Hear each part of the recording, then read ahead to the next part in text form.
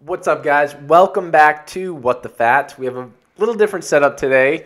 We are trying to change things up, but I have a very special guest, someone who's made a huge impact on me and someone who has gone keto, has been through the ketogenic journey, but we'll talk a little bit about it. But I'm excited to have a chat with, and it's going to be very casual, chat with my brother, Stephen Lowery. Welcome to the show. That's me. So a lot of you guys, I talk a lot about my family. I talk about my mom, my dad, my brother, all of my relatives. You'll hear from my grandpa as well. But you guys, my family's everything to me, and they mean a lot to me. So I have a lot of questions that we're going to dive into, that we're going to talk about. Mm-hmm. But first and foremost, I just want to preface you guys, he just came from a flight from California. They flew in from San Diego, and he's sick. He's battling a cold. But I said, you know what? You're here, so I got to get you on the show. I don't care. I think it makes me sound sexier. Okay, dude. Yeah. It does. It's like that deep late-night voice. Nasal drip. That's pretty good. So one of the first things I want to dive into is a little bit of our background, because some people, I mean, you can rip me too. I really don't care. But like growing up, what it was like growing up with me, and then I want to talk about like you going into high school and you ultimately being an athlete. So yeah. you could rip me apart, like growing up with the people used to call me the devil child. They did. So talk a little bit about like growing up together. We used to fight all the time. Yeah. It was definitely an interesting childhood, to say the least.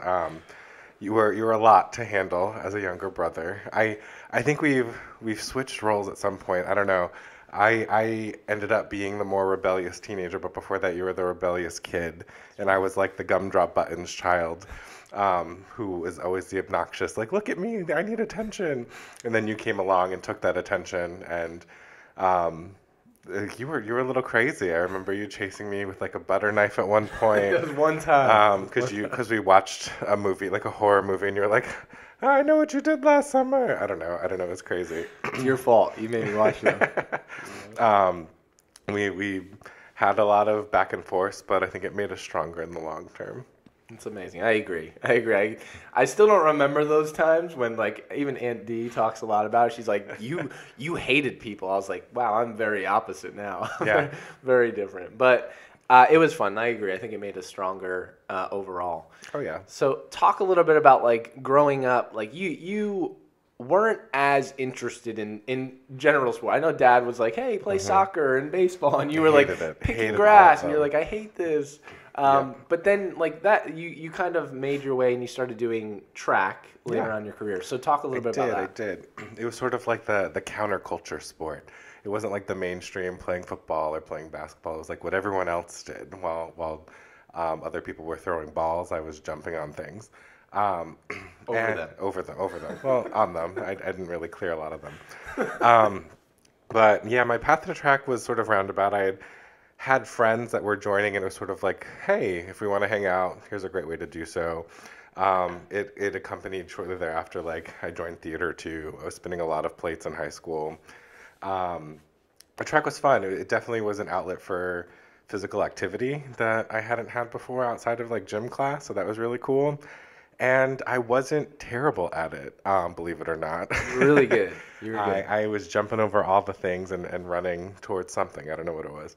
But it was a great time, and something that taught me like teamwork. I think it was a great foundation for that in terms of learning to work as a unit. Even though track, you're the sole runner, but there are relays. There are things where you need to rely on your teammates to bring home the points to win the track meet. Did we ever? Not really, but it was fun. We were no championship baseball team over here, but it was a good experience to work together towards a common goal. Right, and I love that, because your perspective of like, hey, I'm going to join track, and you learned a lot from it beyond just the physical component of things. Yeah.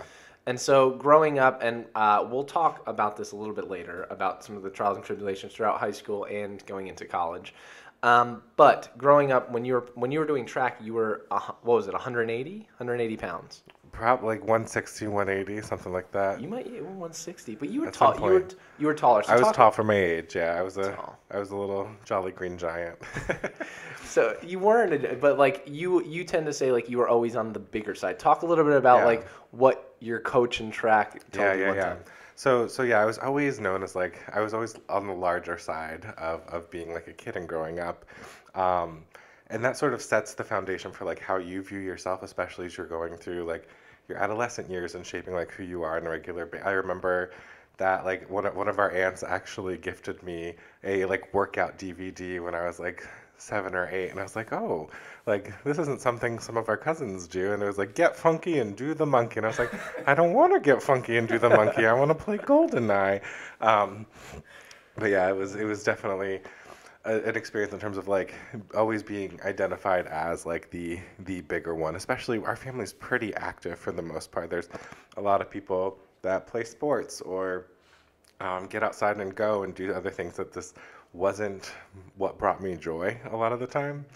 Um, so it was definitely like something that I had to adjust to in terms of like being more active and more physical. And even when I was in track, I remember like you were just hinting at, like the coach was like, "Hey, you're great. If you shaved off like another 20 or so pounds, you could be even better." And I was like, "Oh, okay."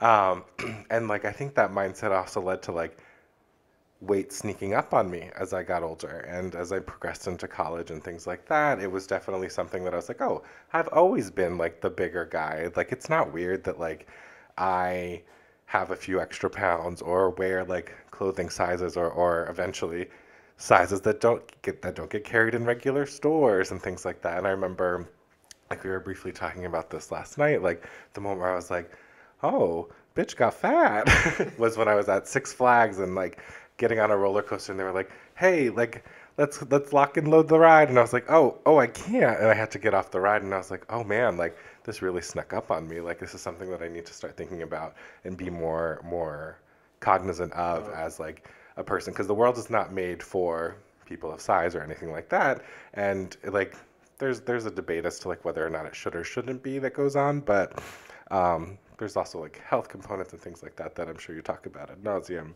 Right. But yeah, definitely something to think about.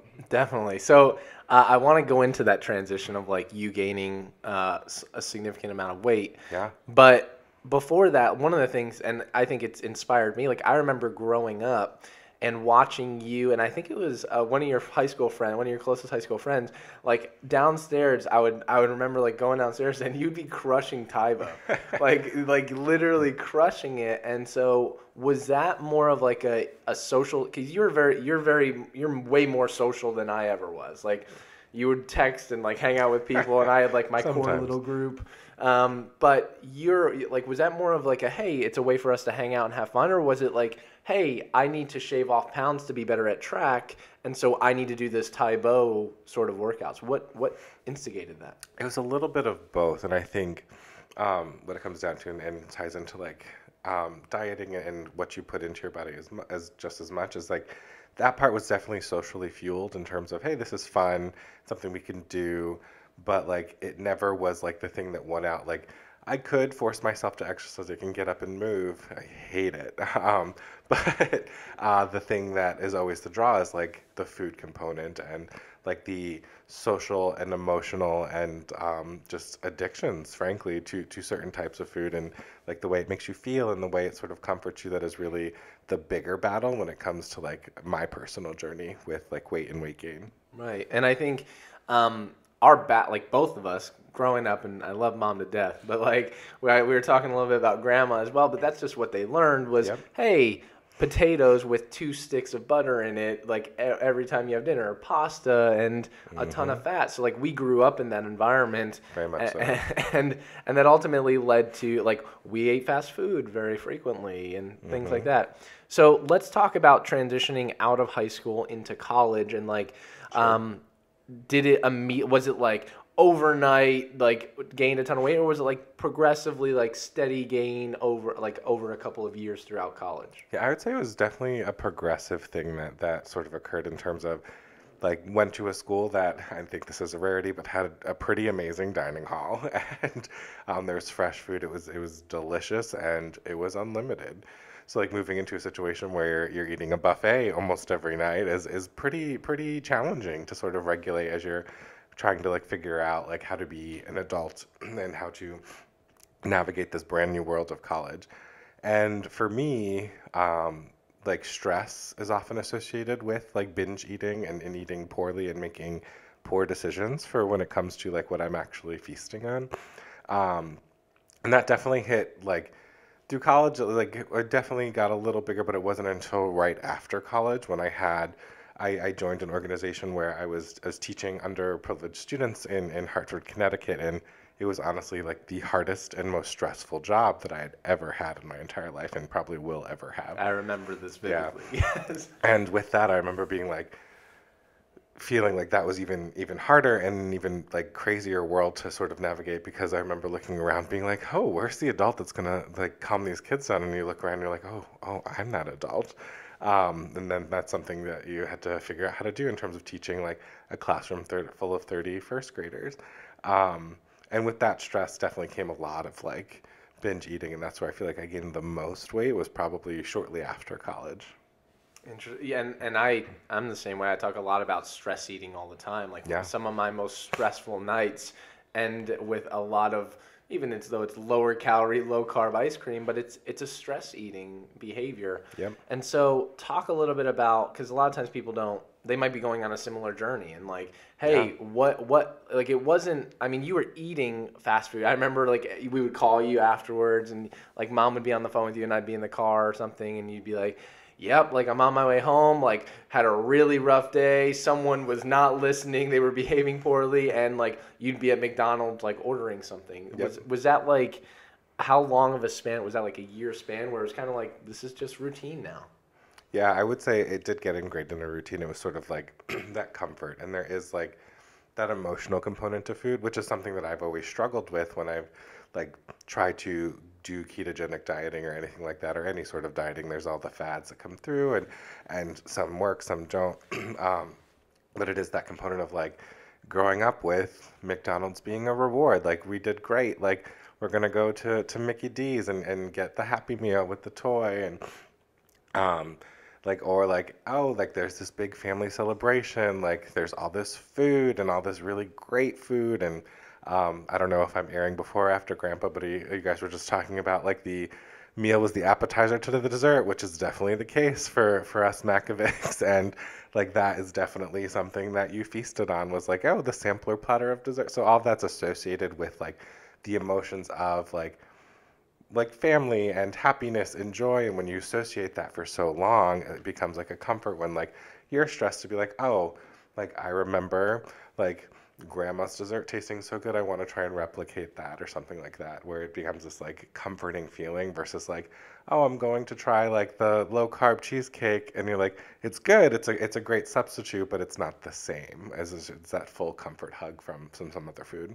Right, and it's a really interesting. I'm glad you brought this up because something that bothers me a lot and gets brought up all the time is people make, oh, it's just calories, right? Like at the end of the day, like just eat less, move more, and like that's been the recommendation for years. Or like we've even had family members that it gets me really angry and upset where they're like, hey, it's just as simple like put down the damn fork. And it's like you don't understand the psychological aspects that go along Yeah. with it. And I think there's so many people that are listening to this that might be going through trials and tribulations of like, hey, I'm trying to battle through that, but Yeah. it takes an entire, it's not just, hey, let me eat less calories. Like, yeah, if you're mentally there, good for you, but like it's a lot to overcome the psychological component of like comfort and stress eating and things like that. So for you, like when did that like you there was a point where you started, I remember you were ordering like, what is it, Blue Apron, and like you were doing Not a sponsor. not a sponsor, like all these different, whoever, just different meal, but like you it wasn't like you were just like, I'm giving up on it. Like Yeah. I think that's one of the biggest things for people to take away. It's not like you just eat trash all the time. It's like you were like, I remember at one point you would send me pictures and do stuff, like there was an active effort. But again, it just like, it's kind of like it comes back and you're like, well, it's just eat. It's like, let me have one cheat meal that leads to like a lot. How does that work? And my biggest struggle is like, I either need to be, and we have family members like this too who've piloted, I need to be like 110% in or I'm fully out. Where it's like, I need to be like 110% keto, or like once I cheat, it's like, well, might as well spend the rest of like I didn't start on a Monday, so might as well wait till next week to try and make better decisions or anything like that around like the food that we're eating.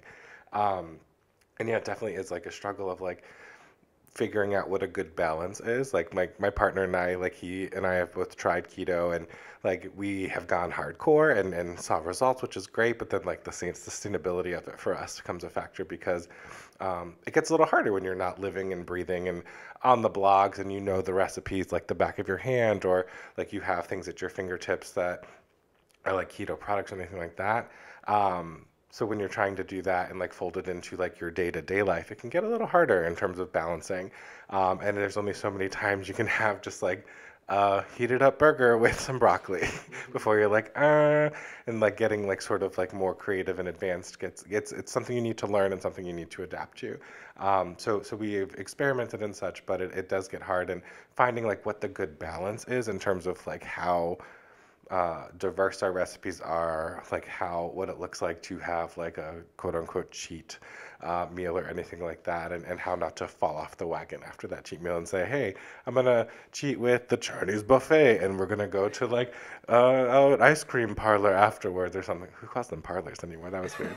But yeah, something like that. Just to like, what is the good balance? Is the and I'm really glad you brought this up because there was an article that just came out and I think it was like I was going through Walmart and we were buying a bunch of stuff and I'm looking and I see this thing and it's like the keto diet and I was like, oh, this is pretty cool. Like, let me look into this. And it's like lose 11 pounds per week by cheating on your ketoing. And I'm like, what? I'm like, but it's people don't understand. And that's one of the reasons why I'm not a huge proponent of like having these massive blowout cheat meals is like, and that's why I talk about it being a lifestyle rather than a diet because like people often overlook the psychological component of things. And I've been down this road where like early on when I was starting to change my diet, it's like, oh, I do go to a Chinese buffet and it's like, oh, well, maybe that didn't do as much damage as I thought. Like maybe let's try another day and then another day. And then all of a sudden it leads to like, next thing you know, you wake up and you're like, damn, I've been eating pretty terrible for the last 4 weeks. And that's kind of like the fallen.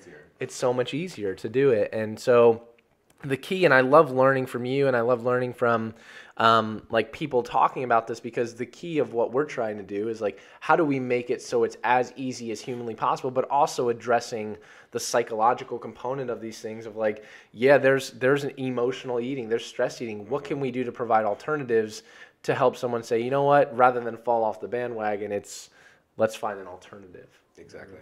So you've done a ketogenic diet. I'll talk a little bit about a ketogenic diet, and you've seen great results. Yeah, great results. I know we both. It's funny because when I go visit Stephen and Jake, and like I look in the cupboard, like there you still have some like the prized, and they're not even around anymore. Oh, so we just finished the last one. Did you? Yeah. That's yeah. like R.I.P. Like the Quest Keto, like I remember I told you, I was like, hey, they're going out, like they're not going to exist anymore, like, and you bought up a ton of stuff because it was so good. Yeah, it was. It's so good, and that's why I think one of the things that's amazing is these alternatives, like you were talking about. Like it's difficult to go, hey, I want a peanut butter cup. And then you like try and make one. It's like, well, that doesn't really taste like a peanut butter cup. But sometimes there are alternatives where you're like, damn, this might be better than a damn peanut butter cup. Yeah, there's a lot of great products out there that hit the mark. Like we've also piloted, like I know you mentioned, like one meal delivery kit, but we did one that's like more focused on keto, and that was nice. It like fit our lifestyle of like they were sending fully prepared meals, and it took like 15 minutes in the oven to heat it through, and then you had dinner ready. And like for us who have pretty busy schedules and to be frank, neither of us are super huge fans of cooking. It was great to be able to be like, oh, here's like a pretty solid keto meal in 15 minutes or less, and there was dinner. Yeah, there are definitely great products, and the more, I hate to say mainstream, because I don't think it's like mainstream, but like the more popular like alternatives to like high carb foods and things like that, the more popular those become, like the better and more easy it is to adapt into a healthier lifestyle for sure. Agreed, 100%. Now, what is your perspective now? Like, I know, like sometimes you'll send me messages and be like, hey, like got these results back, like, am I okay? Like sort of thing. Like your perspective now, are you like hey, you know what? Like I want to actively, like there's at some point, maybe it's starting soon, like I want to lose 20, 30, 40 pounds. Like Yeah. where's your head at currently? Yeah, currently, so I again don't know when this is going to air, but we're in the midst of like deep holiday season. And that I think is always the hardest for anyone to sort of control like what's around because there are cookies and there are like 100 varieties of them and there are like little snacks and really rich like seasonal flavors that are always like very tempting for people.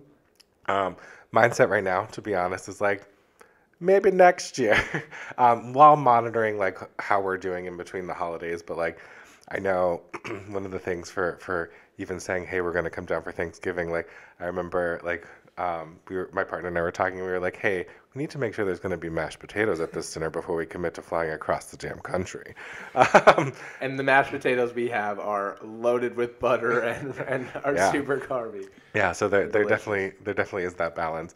But you were like, okay, we're gonna have mashed potatoes, but we're gonna have like mashed cauliflower too. So like having like that balance of like, okay, maybe I'll have a small scoop of potatoes with some cauliflower or something like that.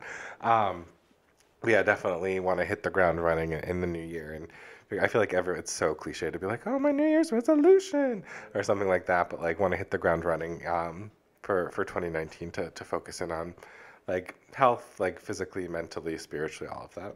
I love that, and I love that you mentioned that it's beyond just physical as well. And I think, and I've seen you because we've gone to the gym together before, and like you're a strong mother effer. Like you like, No, yeah, but you are like believe it, like but you don't enjoy like weight training, but you also mm-mm. don't enjoy cardio. So like you have to I don't find enjoy any you of just it. enjoy it anyway, but you still make it and find time to do it, and you Yeah, will when if you set your mind to it. yeah, So it's a like routine. It's got to become routine. exactly, and that's what I've seen with you is even with eating, with exercise, it's like how do you build this into a routine? And that's good advice for people that are like listening. Like, hey, it's got to be something that becomes ingrained in your day to day. Like, hey, I'm waking up, and one of the things that's different from you than most people, that can be a little bit more challenging for you, is like most people wake up and they have to be at their office by 9 o'clock Yeah, and they're home by 5. I've visited you, and like you have the ability to work from home, I do. and it's like, hey, I wake up and I have a 9 o'clock meeting, and like I like go in the room and you're like in your boxers and shirt, like up top it looks great because that's in the video, but like you're just like rolling. There's no, it's a little different, so it takes Yeah, another level to really commit to that focus. it does, and I think, and to the point around routine, it's like, it's needing to set out the gym clothes the night beforehand and not like play like, hey, I'm waking up. What's my decision going to be now? Like, because there's only so many good decisions we can make in a day, and if you're tired, going to the gym at 5 a.m. is not going to be one of them. So it's like, okay, the alarm's set. You know, you're not going to snooze. The clothes are out. Like, you don't have a meeting scheduled at 7 a.m. Like, you're going. So yeah, it's like ingraining that and making it something that can be like part of your regular day to day, and something that is sustainable for you, so you don't burn out and like go. Because I have a problem of like, yeah, I'm gonna go to the gym, and then like I go super hard, and I'm like, yeah, I'm here. I might as well like bust my booty on like the treadmill or like lift the heaviest things that I can, and then like you wake up the next day and you're like, ow, well, like that hurt, and then you don't want to go back again for the rest of the week. Um, so like leveling out and like knowing like what your actual boundaries are and like optimizing that time so it is something that you can do for the long term. So to wrap this segment up, if you could look and fast forward to next year, sitting in the same exact seat, where do you want, like physically, like we'll talk physically at this point. Where do you see yourself? Where do you see? Yeah, I don't know if it's like a number or anything like that. I want to feel healthier. Like I want to feel like I'm comfortable in my skin.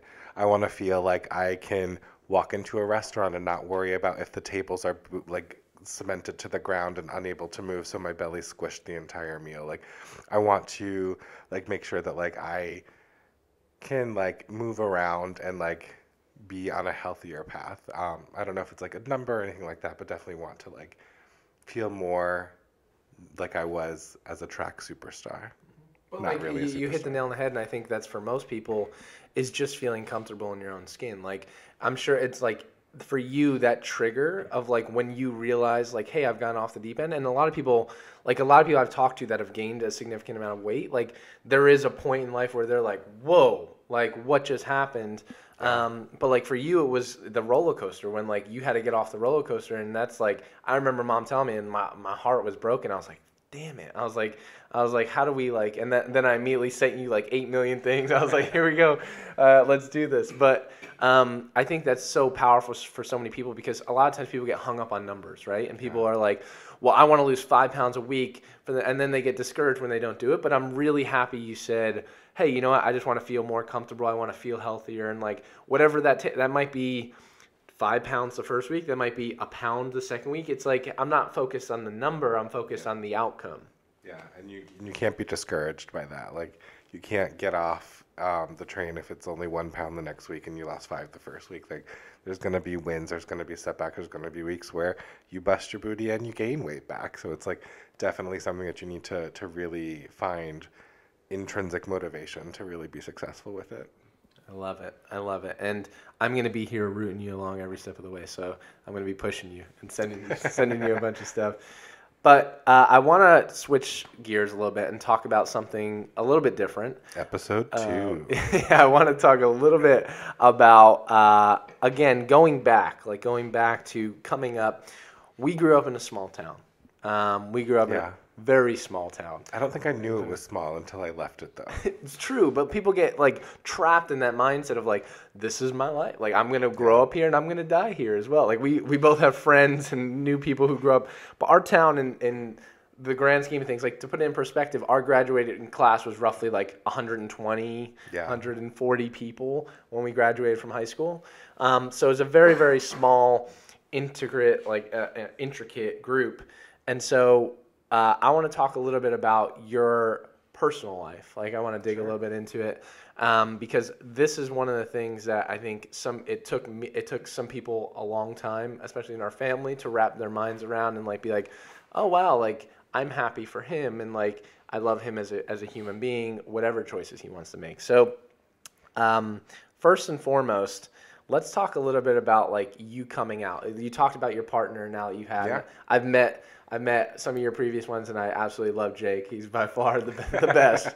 So I don't know why he picked you, but no, That's I fair. know. That's very fair. But talk a little bit about like the process, because it's one of the most difficult things for people to do is like coming out. Talk a little bit about that process and how it was for you. Yeah, and it's definitely unique to folks in the gay community, because like you never had to come out as straight. Like, you never had to be like, Mom, Dad, guess what? I like breasts. Like, that was never something that needed to sort of like come out of your mouth. Right. It was definitely a journey. I think my path there was like very circuitous. It wasn't necessarily like I didn't have a moment of like, hey, guess what? I'm gay. Like, none of that happened. It was definitely like like I said before, I was like the gumdrop buttons kid. Like, there was, like, if you really looked at me, you're probably like, yep, like that kid, that he's gonna be gay. And that's totally fine. Like, there's definitely like those personality traits that like I would dance around the room to Britney Spears growing up. We both did. This is a fun fact. My brother and I had a choreographed dance to Barbie Girl by Aqua, where I would we would like cartwheel around. It was a thing. I wish there was a video of it. Too bad phones weren't around back then. But yeah, there was a lot of those behaviors, and like it was like definitely a journey. Like, I remember being like, oh, like I'm more attracted to males, and it's definitely where I like found comfort with. And like I like experimented with dating guys throughout high school, and it worked. Like, and it was more like a like our father's definitely like he comes from a police background, Military, military, and like Southern. He's a snooper, like he knew like what was up. There was like trends, and like he had seen text messages, and it definitely was like a hard conversation. It definitely wasn't as easy of like I like didn't have that like, oh, like I'm so proud of you. It was definitely like and I think it came from a place of like, back then it was, oh gosh, I don't even know, early 2000s, like there were like gays in media, but it was definitely like the hyperbolic gays. It was like the Will and Graces, and like The characters were over the top. Like we didn't have like we do now in some representations of media of like, oh, like gay people are pretty normal. Like one of them might be your mechanic, one of them might be your butcher. They don't always need to be like the theater star or like the over the top personality. Um, so with that came a lot of like anxiety from I think both of our parents around like what does this mean for his future? Because like when you have a kid, like you think like, oh, they're gonna settle down, they're gonna like marry like someone of the opposite sex, and they're gonna bust out children, and I'm gonna be a grandparent, and they're gonna have the white picket fence, and they're going to have like 2.5 dogs, and um, Don't make fun of the scooter. I didn't say 3/4. Um, I love my scoot over there. But yeah, like there's that definitely vision of like what their life is going to come out like, and when they let you know, hey, guess what? It's probably not going to end up that way. It can be very jarring for them. Sure. And like I remember like there was a sense of like even when they brought me to college, like I remember our father stepped us like pulled me aside and was like, hey, like be careful about like who you let this know, because like he comes from a background from like, oh, like you might get your booty whooped if like you come out as gay. And I was like, I'm going to a pretty liberal arts school in upstate New York where it's like 50-50 shot that someone there is a little homosexual. And it was like, oh. And I think over time when they realize that like, especially because like times have changed even since the early 2000s, which feels weird to say because it feels like it was just yesterday, Right. but like Yeah. everything is so much more accepting now, and like our parents have come around to it. Like they love Jake. They're so happy that I found someone that I love deeply. Like and all that comes with like being homosexual. They realize that like it's not different or anything like that. It's just like someone it's like you just didn't turn out the way I had initially envisioned, and that's 100% okay. And a lot of times, like a lot of times, people have this ideal image in their head, right? And it's interesting because the more and more I start to look at things, even from a gay standpoint or even a straight standpoint of being like even monogamy is something that I've been looking into more and more, and I'm like, this is it's interesting because I understand like I'm very perspective oriented, but like you have the Aubrey Marcuses of the world who's in this open relationship and like is very open about it and like talks about it, and it's actually you would be interested to hear him and his fiance Whitney talk about like the challenges they've gone through. Not in a like they're not monogamous, they're very open relationship, Yeah. but it's super interesting. And for me, like coming at it from a perspective of I don't even remember when I like found out. But the crazy thing about it is even growing up with mom and dad and growing up in the small town, like I was like, cool. Like I was like who is it? Like can I meet them? Like sort of thing. But the only thing that ever like had me questioning it is because again we lived in a small town community, is like I would get hit on it. Like I would be like people would say like, oh, your brother's this or your brother's that, and it's like I was always like hanging out with the older kids that because of sports and things like that, and they'd be like, oh, well, you're a loser because of this, and I'm like, why is that the mindset or like perspective of some people? Like I didn't understand why people would say bad things about it, and like now I understand. Like I have a completely different perspective. I'm like, they were probably just way out of their range there.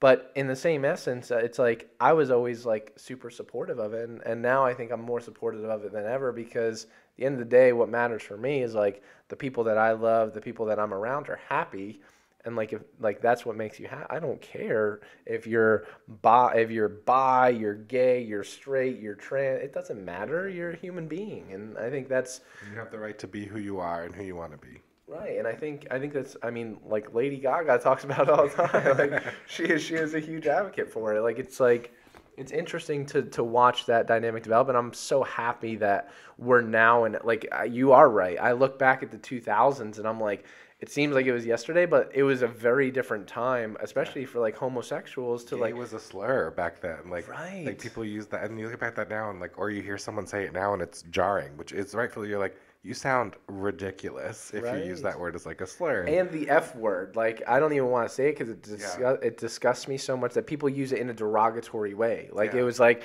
and like I remember even like back in the day, like joking around with friends like that, and like you don't realize it when you're doing it, but it's like someone would call you that, and you're like, it's just like oh, and you're just like oh, it's kind of like stop being an idiot or stupid, and it's like. And you look at it now, and like if someone were to ever say it to me, I'd probably slap them in the face and be like, "What the hell do you think you're saying?" Because I hate when people use like terms like that in a derogatory way. And like that's something interesting that you point out too, is like you didn't realize it, but like I certainly did. And like as like a kid growing up, and like like, hey, people are using this term derogatively, and it's like about me, and like that definitely wears on like your self-image and like your comfort in like letting people know like, hey, I am actually am this. And like it takes a lot. Like I'm always so inspired now how like kids of all ages are able to be like, yeah, like I'm out, like I know who I am, like, and it's happening more and more. Like National Coming Out Day was just a few months ago, and like you see these amazing stories, and like the amazing parents out there that are so accepting, or like sort of shouting from the rooftops like how much they love and support their children nowadays. And that wasn't necessarily the case back then, only like what, 10 years ago, 15 years ago. Right, and it's been a journey, and it's been amazing to watch it progress, and yeah, it makes me sad, but super empathetic for you of like the trials and tribulations you had to have gone through. Like I remember the times in high school where like we didn't go to a high school, and at the time, a lot of it, like Grandpa talked about before, was a lot of it's the time period you're in. Like we were at a time where like it wasn't okay to just like, now it's like cool, like if someone's walking around and like before it was like they were calling you names and like you were the outcast because you came out that way. And so I have a whole nother level of appreciation for you and like what you've gone through now more than ever. And I think it's been amazing to watch not only that, but our parents and other family members kind of like come and are super accepting of it now and are like at a whole nother level. So, what is something that you like? Because you're very well in tune with the gay community, and it's cool. What does that mean? No, I mean like the gay pride events, like stuff like that. I think like you know a lot of what's going. You're very good in like the news as well. Like if I ever need news of like, hey, what is, like we always text back and forth like, what does this mean? Like what just happened? Things are getting worse. But you're very well in tune with it. What would advice, because there might be someone that's listening to this that's like kind of in a predicament where like they don't know if mom or dad's going to be okay with it, and they're like, I don't know, or like I'm on that fence. Like you've gone through trials and tribulations, you've gone through a lot of it. What's something that you would say recommend to someone that might be doing that? Do you have anything? Yeah, that's definitely a big question in terms of like how to help those who might be like considering like coming out or anything like that. It's definitely make sure you have a strong foundation to support you. Like, your family very closely. Like you can almost predict whether or not like it's going to go well or if there's going to be some trepidation. And it's unfortunate because the burden ends up being on the person coming out, but like give them time, like seek to understand, but like educate. I think it's a big part of it, making sure that they understand that like you're still you, like that's not like you haven't changed overnight, like you're not like going to completely flip personalities on them. And it does end up being an unfortunate burden on a lot of people who do come out, and it is like a more difficult situation to do that. But yeah, I think like ultimately like make sure you do have that foundation and support there, and in your friends. Like friends nowadays are key to coming out. Like I'm sure there are other family members out there who can support you along the way in the journey, and like know that like at the end of the day, like the big term in the community is it gets better. Like I've seen people who've had horrid coming out stories who are now thriving professionally and socially and publicly, and you will eventually find your people, and that journey can be long and wrought with like sort of hurdles and obstacles, but like one day you'll overcome them and be able to truly live your best self. Amazing. And I say this coming from the straight community and straight side of things, like be that level of support, like be that person that like, because it's not easy, right? It's like you brought up earlier, it's like you're the person that has to come out, and I never came out to mom and dad and said, hey, I'm straight. Like I never had, and they still have this ideal world in their mind probably of like what my marriage and life should look like, but like I don't know. I'm not at a point now where I have that decision, but like if I ever choose like not to be in a monogamous relationship, they're going to have trouble wrapping their mind around it as well. And it's just like, it's interesting to, and I don't know, I don't know where I'm at. I'm just open to different ideas, but it's interesting to look at that from different perspectives. And so like from a straight person, like coming at it saying like, hey, be that level of support, like be there for your friend, and don't be like, oh no, are they going to like try and come after me now? It's just like, no, like they're Trust your me, just because you find out someone is homosexual does not mean they're automatically attracted to you. exactly. And so like and the one thing that like breaks my heart is you see it all the time on the news, like kids coming out now, like kids, teenagers, and they're like they go like, well, no one's accepting me, like this is how I feel. I'm in an environment that isn't conducive to me coming out, and then they end up like committing suicide or like hurting themselves or hurting others, and it's sad. And like, so finding that support system level of like, hey, I'm here to help and support you, like that's so key for it could literally be the difference between life and death. So super, super powerful. And I know there's like there's apps now that's specifically for people and I'd that say are like for folks considering it too, another point is like know your resources. Like there are hotlines or places you can call, people who will always be there to listen and lend a hand if you're going through like a rough patch as you're on this journey. Like the Trevor Project or many different organizations out there who are there to support folks who are on this journey. amazing. And we'll post some of that in the links as well on this episode, because sometimes it's just like, hey, being able to find those resources, I think that's powerful. So I want to switch gears a little bit and talk about you as a business person and a success. I think one of the coolest conversations I have with people, like when I go back to Butler, like you go back to Butler, and I love Butler, right? Like it's great. It's where we grew up. It's our hometown. I know you had a little bit different experience in high school than I did.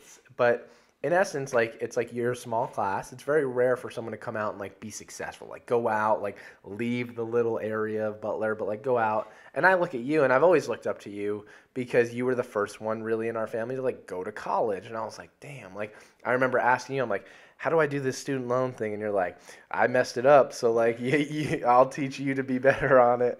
But just watching you in your journey of like how you progressed as a professional, it's been amazing. So can you tell, I know we talked a little bit about before, but can you tell people a little bit about like what you went to school for? Like you ultimately ended up getting a master's while you were working. Like talk a little bit about that journey and just tell them what you did.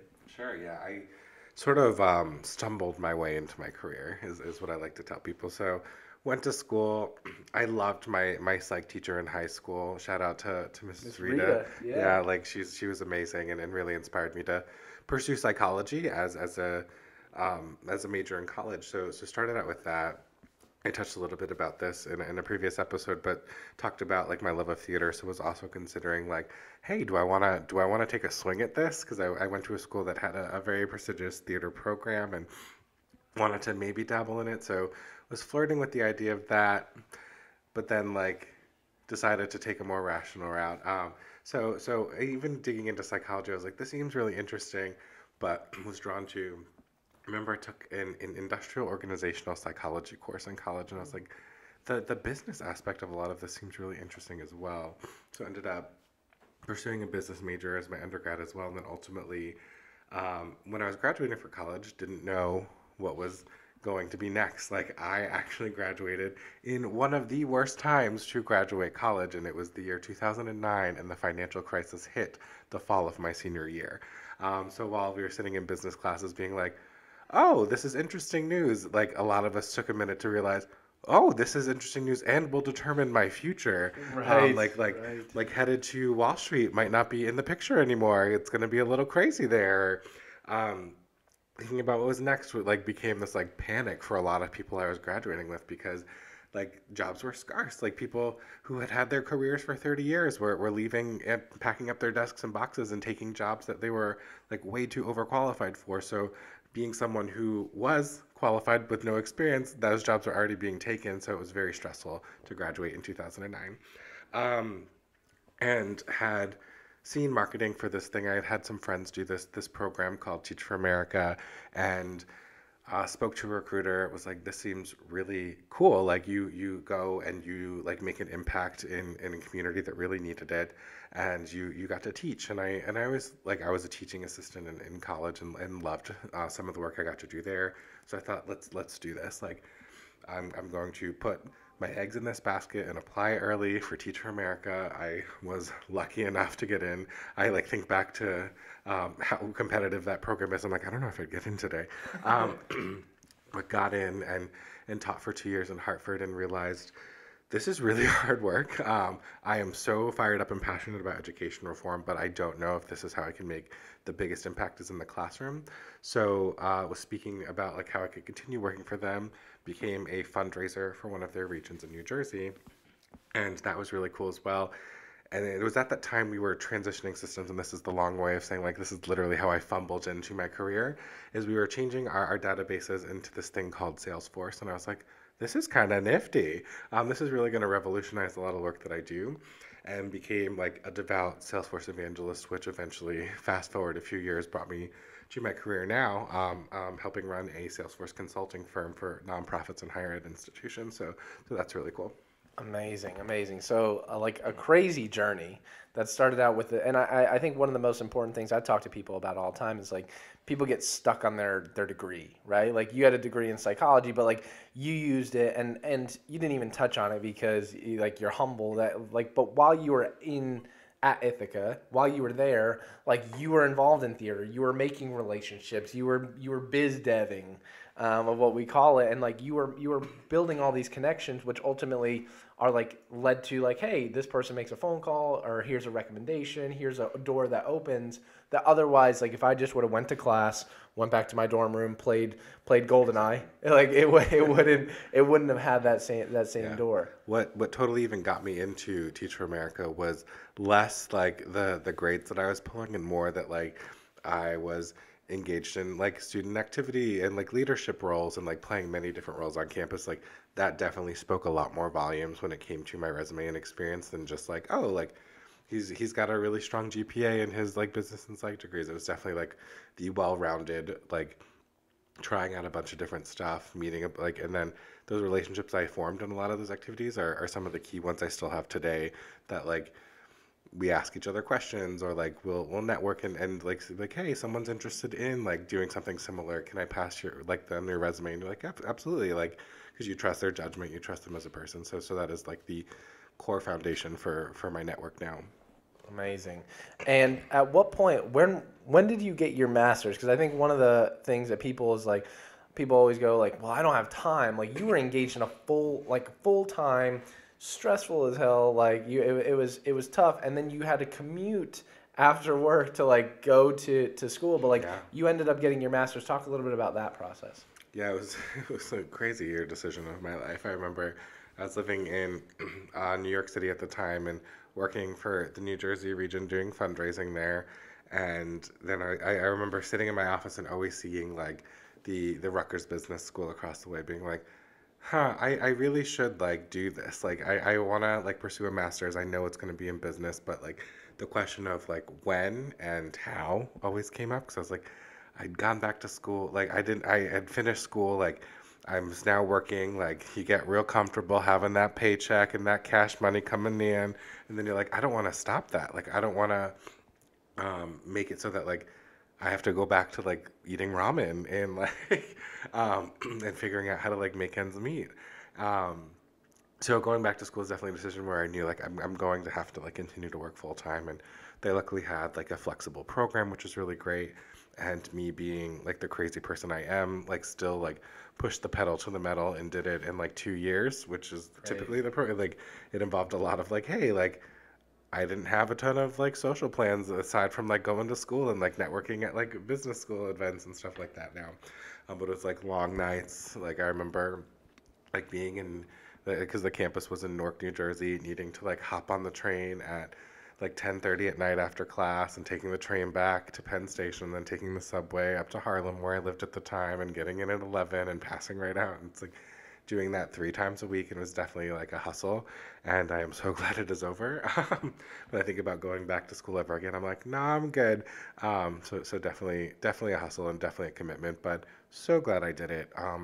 Like the benefits have come like tenfold in terms of the experience I learned in grad school, the people I met in grad school.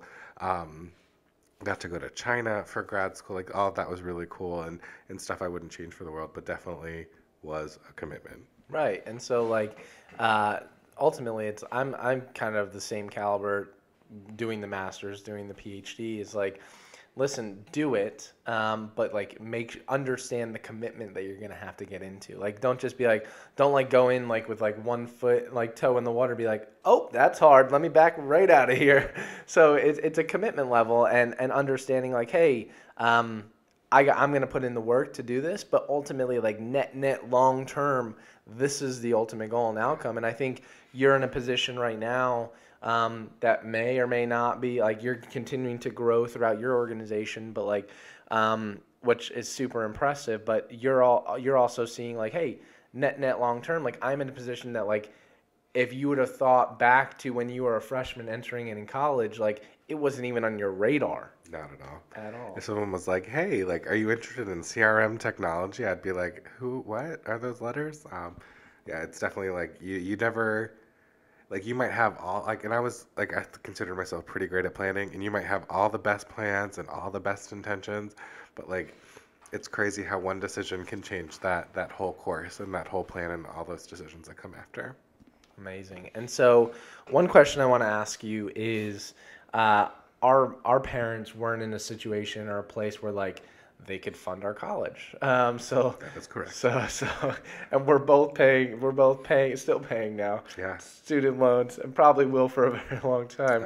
Uh-huh. But your recommendation to someone now, looking back, and I never asked you this question before, but like I just want to preface this by saying like I learned a lot from you because I remember having this discussion with you. Probably you were like your second year into Ithaca, and I was just getting ready to apply for Quinnipiac, and it was like $50,000 a year. And you were, and like I remember, like you had a conversation with me at some point. I was getting some scholarship money for my academics and baseball, but on the whim, I ended up, long story short, I ended up going to University of Tampa, which was much cheaper. It was like half the price of that. But in part, I think a lot of it was like you were like, Rye, like I'm swimming up to my eyes in this debt, Yeah. and like I'm going to be paid. And I remember going back, and we were talking about high school. Like someone that I learned from in high school is Miss Bignell.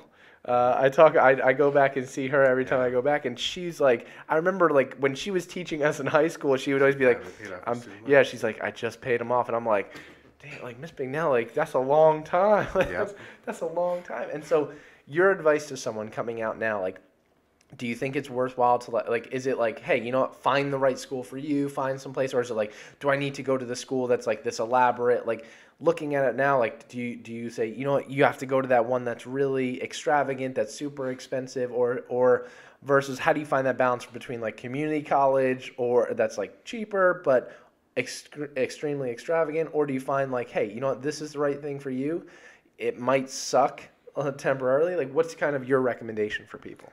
I could have a whole podcast with you on my thoughts on American higher education institutions and the cost of them. But the short is, like, you need to find something that works for you. Like I know college, the expense of it is getting ridiculous. What they charge you for is not sustainable for a lot of people. If I were to do anything different, I definitely would have hustled harder for scholarships and support. Because there's tons of stuff out there when you go looking. There's tons of foundations and scholarships that will give great support to folks who are looking for it, and it's there if you like are seeking it. I think for me it was like, oh, I don't have time to write this essay, or I don't have time, and I was like, I wish I had time because that would have saved me $5,000 on my overall tuition bill. Um, so yeah, definitely find like something that works for you. Hustle for those scholarships and financial aid as much as you can. Um, get educated on student loans, know the difference between variable and fixed rates, and know what you're signing up for. Because a lot of what happened was, in like a lot of the stresses and financial issues that we have as a nation, is that people don't understand what they're getting themselves into. They're just like, thank you for the money, here's my signature. And they have purchased into these very complicated things that end up they can get more expensive than you can afford. And then all of a sudden, like the bank thinks you're going to pay, and you're like, can't, sorry. So find something that works for you. Like there's more than one way to get to your dream. Like it doesn't always need to be like, hey, 4 years at this Ivy institution. Like you can, like you said, like go somewhere else and then transfer, or build a path there and that is sustainable for you. Like don't get yourself underwater.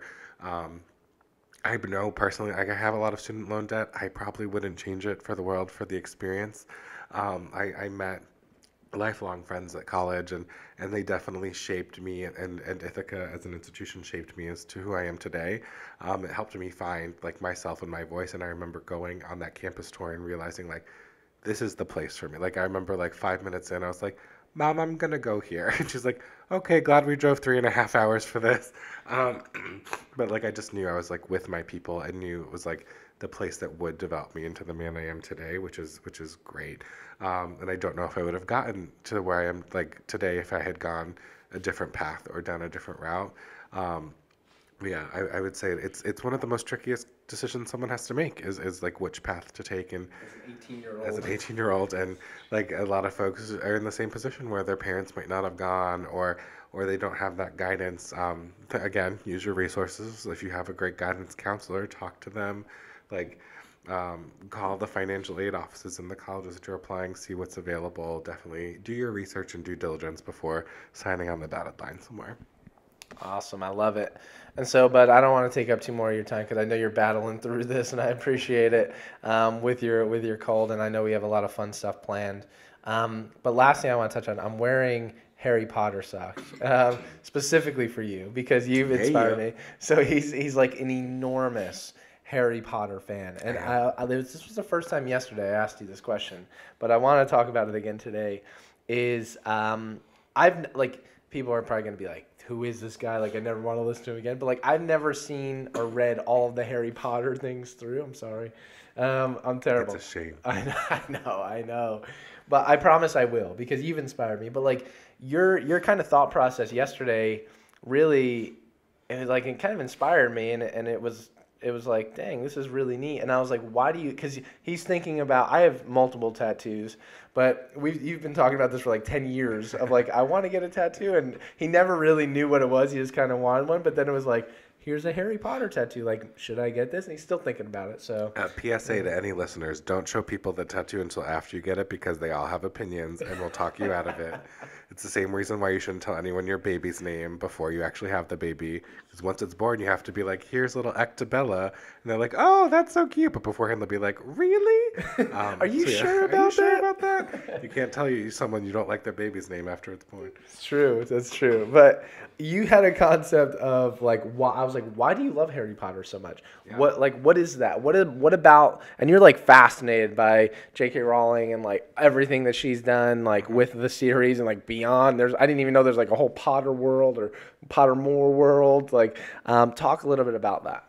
Yeah, and I think it's the same with any sort of great literature out there. It's I know in specific Harry Potter came to me in a time where I was like needing like an escape. Like I was like in the middle of college and like there was a lot on my plate and just needed like a reprise from like studying like all the various different classes I was taking, and then being able to lose myself in such a rich fantasy world was the first time I was like on this journey and so emotionally invested in just a story that someone else was telling.